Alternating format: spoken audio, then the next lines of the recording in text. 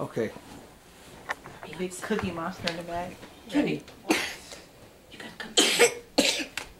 There is a serious problem. It is a problem affecting people around the world every day. Their work and home lives are compromised by it. It affects those around them, and it is easily overlooked.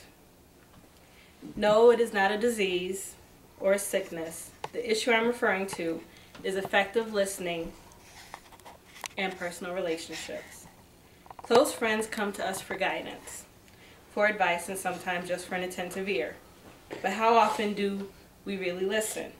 If we are not really listening, are we truly helping?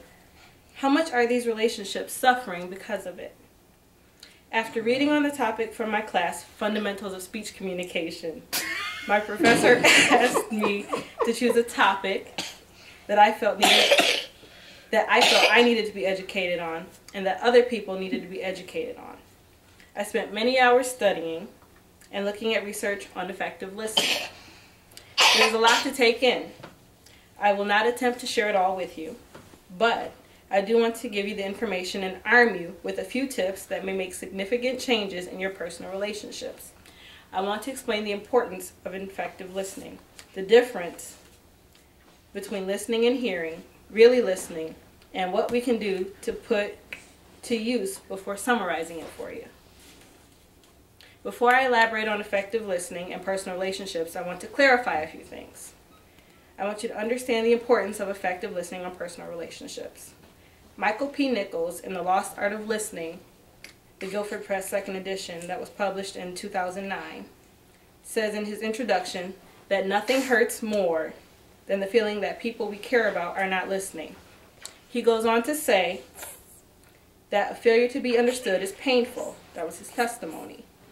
How we listen, how we take in what is being said is critical because it directly affects what we give back in the form of feedback or advice.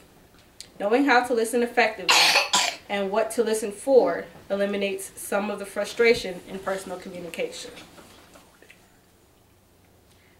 Before you can improve your listening skills, you have to be able to differentiate between hearing and listening. My textbook, the 2011 edition of the McGraw-Hill Higher Education published Communication Handbook by Professors Kristen Comlin, George Grice, and John Skinner, define hearing as the continuous, natural, and passive process of receiving oral stimuli. The book also defines listening as intermittent, learned, and active process of giving attention to oral stimuli. So the very thing that you should take away from just the definitions is that listening requires effort, whereas hearing does not.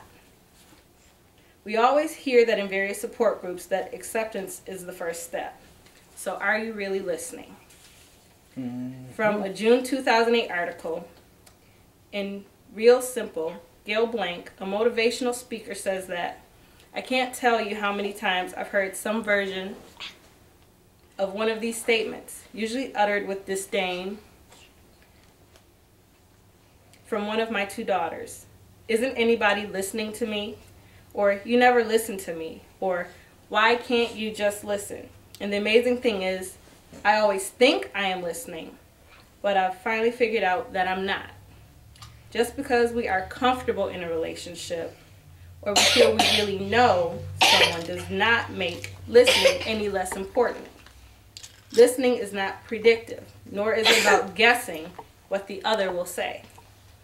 In the book, The Lost Art of Listening, How Learning to Listen Can Improve Relationships, Michael P. Nichols, a professor of psychology, says that talking without listening is like cutting an electric cord in half and hoping somehow something will light up. So now that you are aware of the problem, what can you do about it? Try to set an atmosphere for listening. Just like you shouldn't use the phone while in a movie theater, there are multiple distractions or a disruptive environment, it is going to be difficult to listen. Likewise, do not encourage or rush conversations due to time constraints. Gail Blank suggests listening to determine what the person speaking wants you to contribute. Do they want you to listen while they vent? Do they want advice? Do they want you to tell them how you relate? Do not get lost in thoughts. do not interrupt. Gil Blank more simply says, wait and just keep listening. In a March-April 1991 article from the Physical Executive, Dr. James Richardson, medical director at Fairmont Hospital, states, supporting is an essential component of active listening, but support must be given at appropriate times, or it can be interpreted as being superficial, trite, lacking in understanding, or confusing, or may make the speaker feel worse than he or she did. Once they have finished speaking, ask questions and clarify anything you don't understand. Finally, give feedback. You have been made aware, you know the difference between hearing and listening, and you have tips to help improve your listening. So now what? Put your effective listening to use. Practice effective listening. Practice the tips with people you talk to often and ask if they notice a difference. It sounds easy enough, but listening takes work. If you find yourself frustrated, work on the parts you find most difficult. If you do not get it right, it is not the end of the world. Just being aware and making the effort to improve listening is more likely to make you a better listener. Today I have given you information to help you become effective listeners. I have explained the importance of effective listening, the difference between listening and hearing, provided tips as to what you can do and how to put them to use. When someone comes to talk to you or comes to you for advice, you will be better prepared for the conversation, and as a result, not only will you get something out of it, the person talking to you will benefit as well. Being an effective listener does not mean that you'll be able to solve everyone's problems. No one can fix everything, but you will be giving them your undivided attention and truly listening to what they are saying, which is sometimes just as important as the advice you may or may not give.